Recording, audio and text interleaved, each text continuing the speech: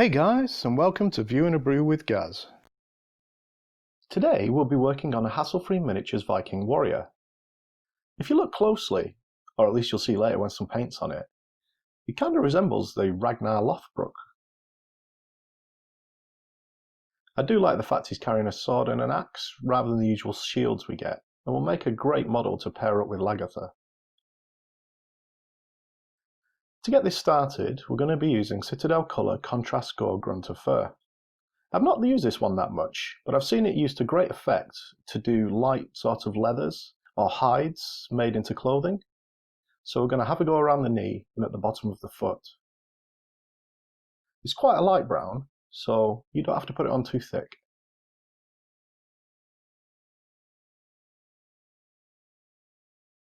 I'm trying to make sure that I don't get too much pooling, so you'll see me drag it around the bottom of the feet, and we finish up with what is quite a nice finish.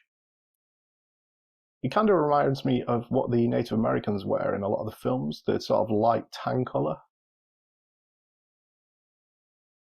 Next up, we'll be using CITADEL Colour Contrast Wild Wood. This is a much darker brown, and will fit well with some of the other areas such as the scabbard, the axe handle. I think I'll be using it on the wraps of the feet, and of course there's the belt as well that goes around the centre of the model. The wraps that are upon the legs are really nicely detailed. They have a lot of ridges, so plenty of places I can push and pull the contrast into. Makes them a pleasure to work on, really.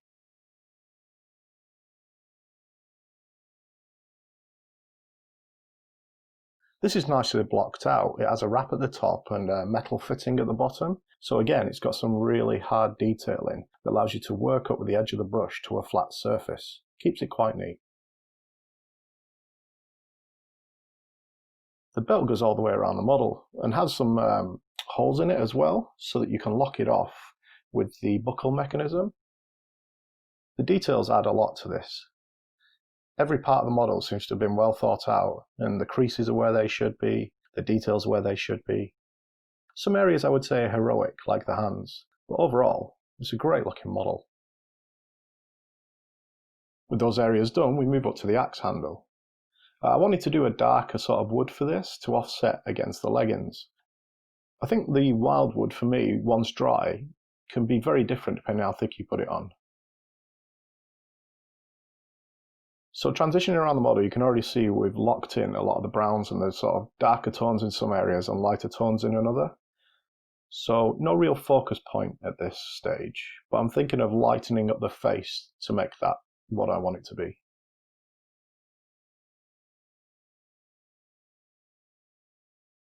CITADEL Colour Contrast Basilicanum Grey is where we'll move to next. I start out with this to make sure I've got the consistency right on the weapons. It's just a nice, easy thing to throw on. Gives you a bit of an idea of where you want your lights and shadows to be. And to be honest, once you get used to using it, you could probably get away with a single coat of this for tabletop standard. That being said, there's other areas of the model that have metal links. So the chainmail seems to have a surround that would likely have been made of leather or some sort of material. So I apply this to the rings themselves and transition around the various parts of the model that have chainmail on them. These are quite big sections, especially over where the arms are. I'm quite careful to make sure that I get it into all the recesses, as I want those dark singular spots as well as the light points.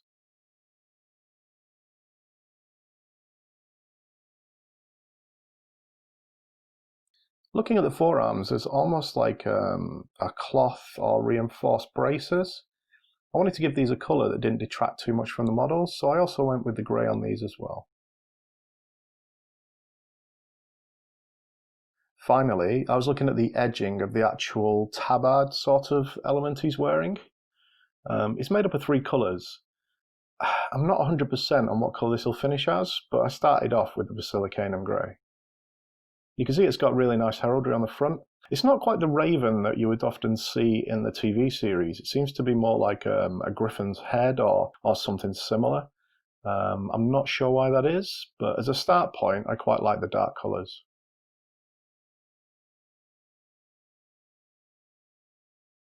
Next up is one of my favourites, Citadel Colour Contrast Black Templar.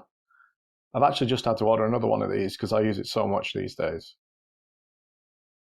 This is straight into the tabard. With me wanting to have a focal point around the face and the legs already detracting a little bit with the light tan colour, I chose to go with a darker colour set for the tabard itself. Also, this holds to the cloth and details really well. At this point though, I feel that the edging is lost as well as the icon in the centre, so I think we'll be bringing them up another colour. I'm thinking a dark purple, we'll see. Citadel Colour Contrast Guilliman Flesh. Wonder where this is going to go.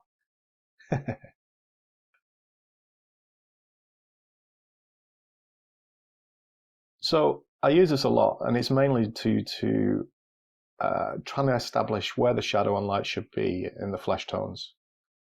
It actually shows darker when not on camera, but as you can see as I'm putting it on here, I've got it quite thin. I've added a little bit of the medium for the contrast paints, just to get it to flow better, because I want a nice thin layer to keep the skin section smooth. Smooth? Smooth. You don't want those rough sort of details towards the end when you're trying to flatten out the colour. And I found, for me, this is such a good tool.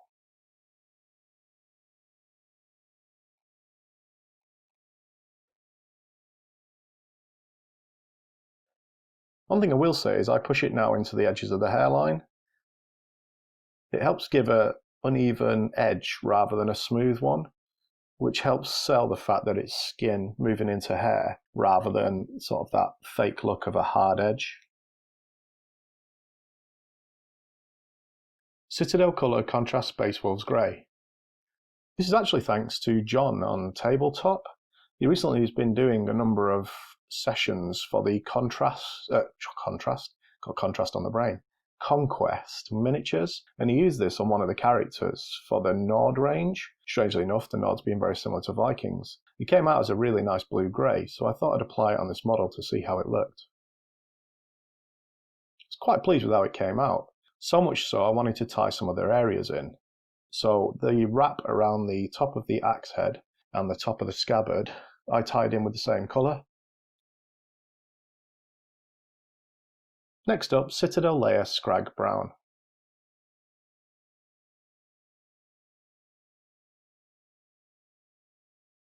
I found with some of the contrast paints that sometimes even with the best intents, you'll get some pooling or some dry spots that are darker than others. I've managed to come up with a number of the layer paints that actually work really well to flatten out those surfaces. So I use this on the feet and the thighs to just smooth out some of the colour areas that are not quite right. It doesn't take much work and can make a big difference. If you look at the centre of the thigh here, there's quite a dark line down the centre, running from right where his hip is to just above his knee. That's just pretty much where there was me not moving the material around fast enough and letting it dry in a place I shouldn't. This single layer of Scrag Brown solves that problem and gives me a much cleaner line and cleaner look. He also has a little pouch on his hip, so we're just going to do a highlight with this while we've got it out, catching the edges and the lower part of the pouch itself.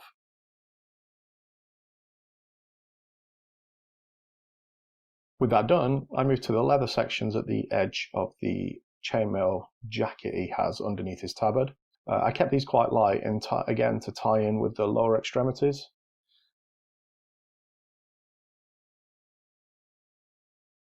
Citadel Layer Gothar Brown. Gothar Brown will be up next to be used. In the same way we smoothed out some of the areas with the previous stage, we're now going to edge highlight and put a bit of grain onto the axe handle and the other areas we used the wildwood on. This is coming back to wanting to achieve a certain look without detracting from the original colour. I think for me this may still be a little light, but I normally wait until it's dry to make a decision on whether I'm happy with the tone or not. Citadel Layer Eshin Grey will be what we'll be using next to highlight certain areas of the model, including the tabard. The tabard on this miniature has some lovely details when it comes to waves and creases within the material.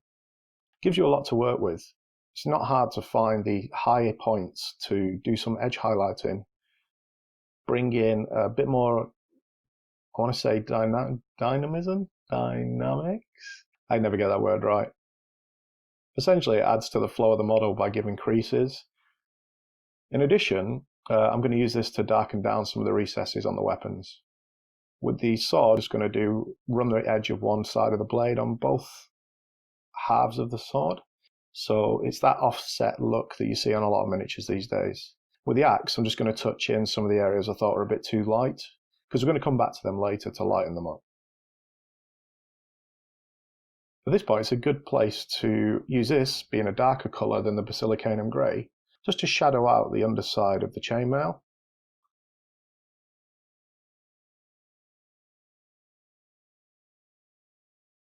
Citadel layer Dawnstone is what we'll be using next.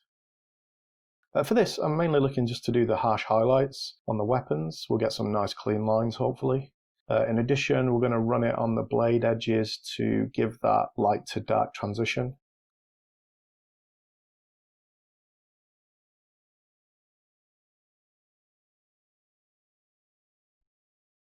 Next up will be Citadel layer Zarias Purple? I think that's how you say it. Earlier we talked about using the basilicanum grey around the edge of the tabard to break it up from the black. I like the initial effect but thought it didn't read clean enough. So we're going to use this purple to go over the edges and the symbol in the centre to add a bit more detail and just a bit of off drab colour. Hopefully it works. We'll have to wait and see.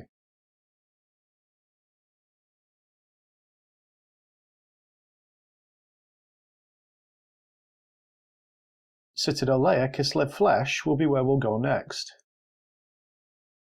So with the established shadows and light points of the skin of the hands and the face, ears and neck, I now go back in with the KISLEV flesh and just pick out some details such as the lines between the knuckles, the back of the hand. I'm going to smooth it out in some areas where there's a little bit of pooling. We're going to bring that skin tone up.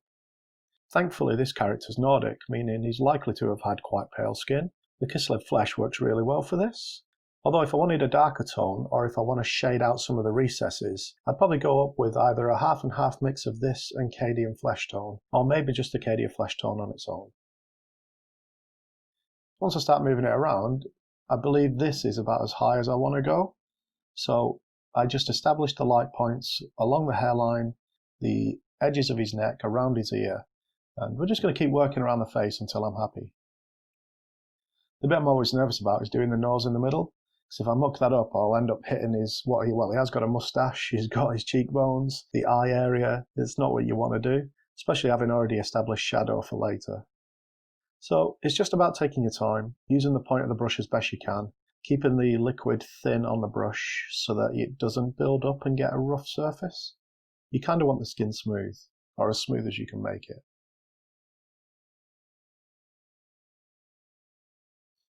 If you look at half and half, you can see the colour difference there. Sadly, we've gone past it now, you might need to rewind. But essentially, you can see how you can gradually bring up the tones. And for me, I do half a face at a time, because if I don't like it, I can always use the other half as reference to backtrack using a darker colour.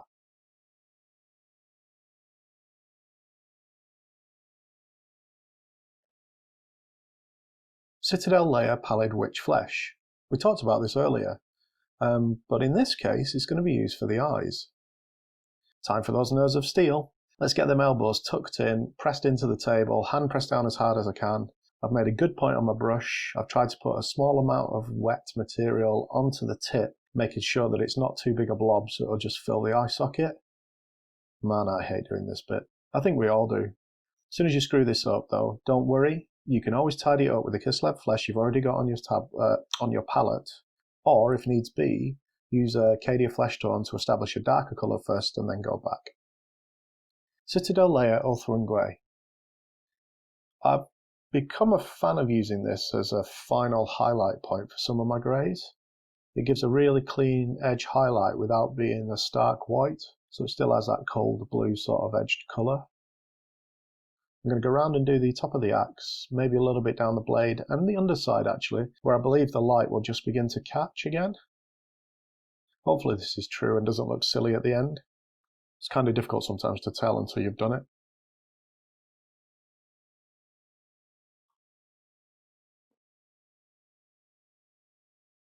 Yeah, I think we've got that. So looking at the sword, we want to establish a centre line as it has a really nice clean edge in the middle. This will help give me a point of reference as to where to lighten and darken the blade. You're almost trying to establish that light.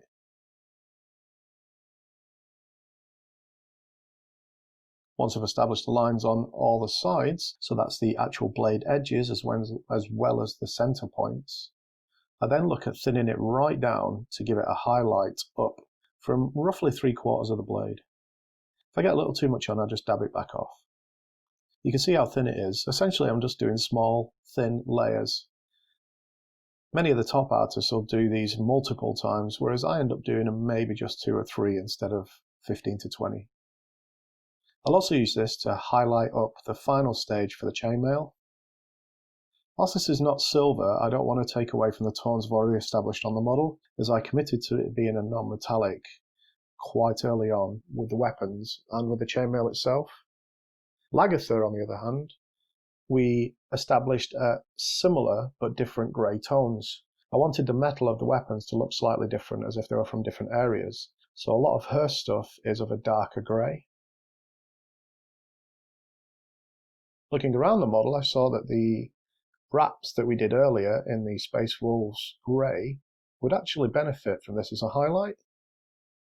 So we quickly go around and just catch the edges with the brush.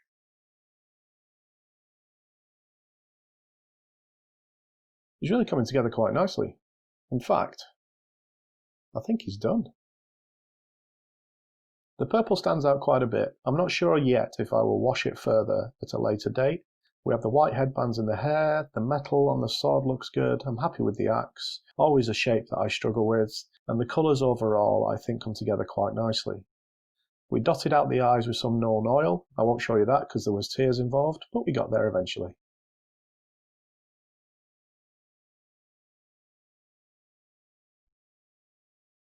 These final images put Ragnar into a good light.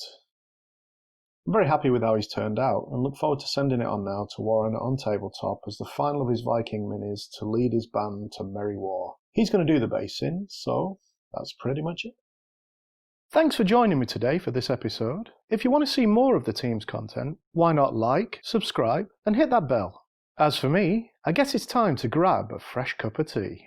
But more importantly, keep painting those minis, guys, and we'll see you in the next one.